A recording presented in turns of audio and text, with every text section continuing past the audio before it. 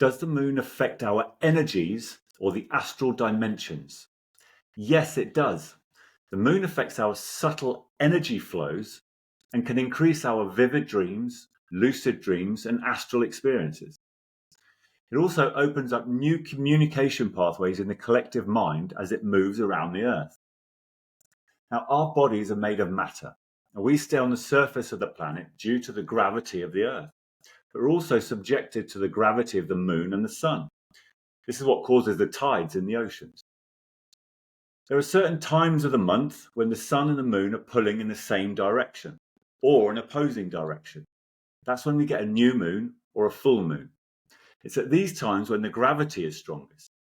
We can see this effect most dramatically with the shifting of the tides between spring tides and neap tides. If you monitor yourself closely, you can actually measure the difference in the effects of gravity within your own body.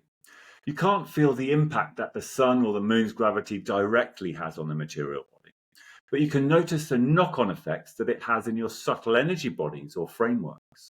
What happens is that during the times of heightened gravity, you can notice that there's a lot more flow of golden energy through you because the flow of golden energy has increased in the collective mind energy biosphere.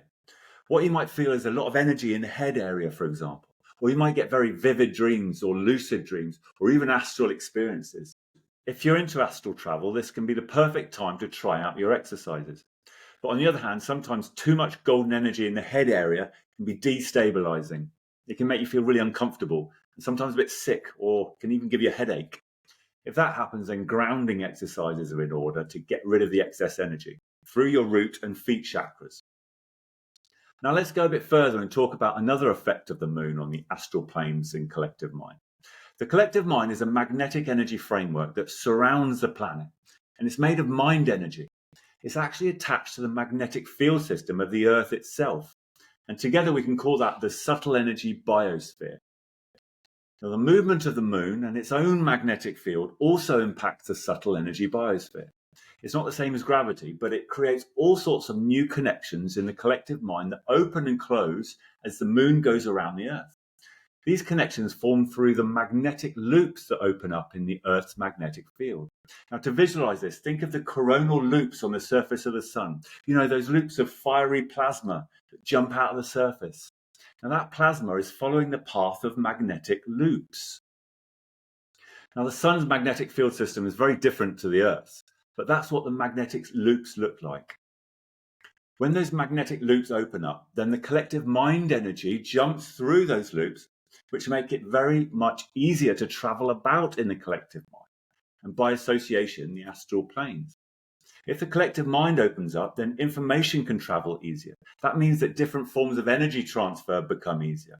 For example, if you're trying to give energy healing to someone on the other side of the planet, it'd be best to do it at these particular times. It also means that it's easier to communicate in the astral because astral communication is all about information transfer, uploads and downloads.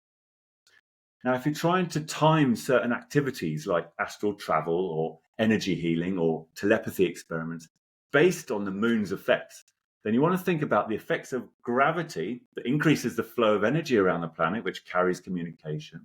And then you want to think about the magnetic field effect, which opens up the magnetic field loops, which opens new and quicker pathways.